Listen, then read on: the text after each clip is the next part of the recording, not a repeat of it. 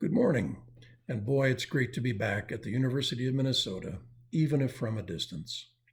It was way back in 1977 that, as a DVM candidate at this very school, I sat just like you are today, anxious for this ceremony to end so I could celebrate with my family and my friends.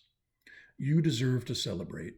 You have achieved something fantastic at what I consider to be the very best veterinary school in the country. And yes, I am biased, unabashedly so, and I always will be. So, today is the day when you can now be called doctor. I congratulate you on your success. I recognize how hard you have all worked. I commend you on what you have achieved. I am excited about what lies ahead for each and every one of you. I ask that you all take a moment to reflect on those folks who have helped make this possible. First off, your parents, your family, and your friends. They have helped you through the hard times. They have been that shoulder to cry on. They have been that rock to lean on. They have been a listener, a supporter, a counselor, and a confidant. Next, your professors, the support staff, and the administration of this school. They have imparted on you the knowledge necessary to reach your goals of becoming a doctor of veterinary medicine. They care about you. They celebrate your success with you. They have struggled when you have struggled. They are proud of you. We are all so very proud of you. Everyone, please join me in a celebratory round of applause for all that these fine students have done and all that you have done to help them along the way. A funny story for me to share. It was back in 2004 when my wife Diane answered a call at my practice. I could hear the end of her conversation. You have a cat stuck in the mud? Can't you pull it out? Well, how stuck is it? Can it still breathe? At that point, my wife turned to me a bit perplexed. She said, I don't know if this is a hoax or not, but I think you need to take this call. I addressed the caller. I understand you have a cat stuck in the mud. Yep. Well, can't you just pull it out? No, that's why I'm calling you. Can it breathe? Yes. Well, how deep is the mud? Pretty deep. Well, just how large of a cat is this? It's a D9 Caterpillar bulldozer. Isn't this North Country equipment? No, this is North Country Veterinary Clinic. We had a good laugh. It might be chalked up to a simple wrong number, but that call still makes me laugh. It also taught both of us about the importance of good communication. You are joining the greatest profession in the world. I am confident that it was not the money that caused you to choose veterinary medicine. While it is very possible to make a generous income, and most do, we become veterinarians because we want to make a difference for animals, for people, and for society. By meeting the requirements of graduation from this outstanding college, I have every confidence in your technical skills. But there is also an art to what we do. What will determine your relative success will be your ability to build relationships with your clients, be they pet owners, horse or livestock owners, the public at large if you go into public practice. Whatever your career path, it's all about relationships. And perhaps most of all, it's about listening. There's a quote that I've heard attributed to many individuals that goes something like this: nobody cares how much you know until they know how much you care. This is particularly true in anything that involves an animal, as the human-animal bond is stronger than ever. The successful veterinary practices have figured this out. They don't look at their relationships with clients as a series of individual transactions, but rather a lifelong plan of care and good communication developed in partnership with the client. In my experience, success only came with focusing first on building relationships. We are the only doctors who serve patients who can't tell us what's wrong or what hurts.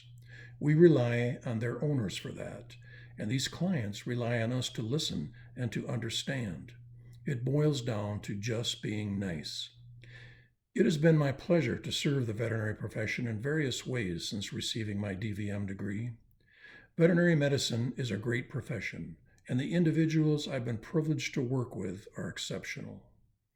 I have had wonderful experiences as a veterinarian. I've had the opportunity to experience multiple forms of practice life. I began as a solo mixed animal practitioner with those late evening emergencies. I've been an employer with a practice consisting of 6 veterinarians and wonderful qualified technicians. I have managed a practice for a corporate entity and realized the practicality of balancing corporate and employee desires while providing quality service and customer care.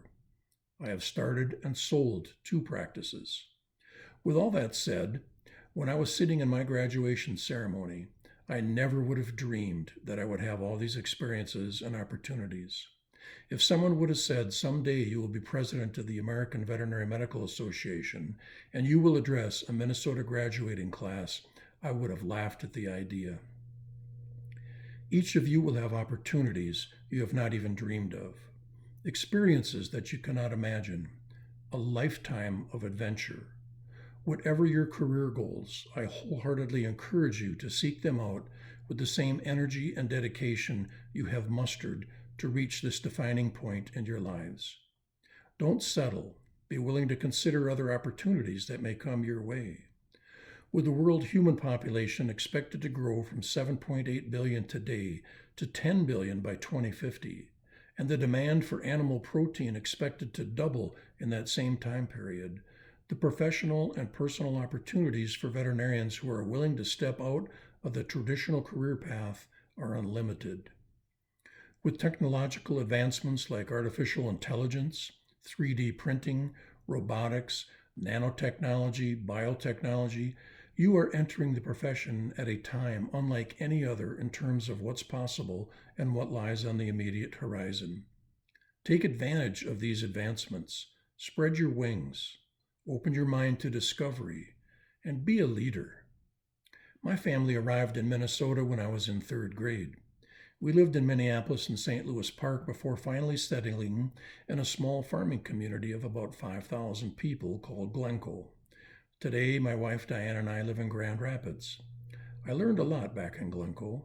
Small towns are good at teaching you about life.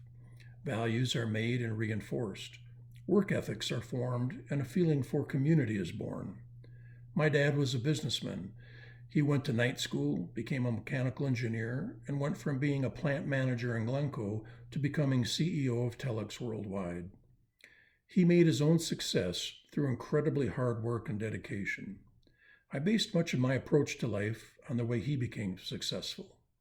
But in my 6 years of wrestling during junior high school and high school, he made it to only one of my matches, only one. I love my father. He was a great dad, and again, he taught me a lot. But that absence isn't what I would call work-life balance.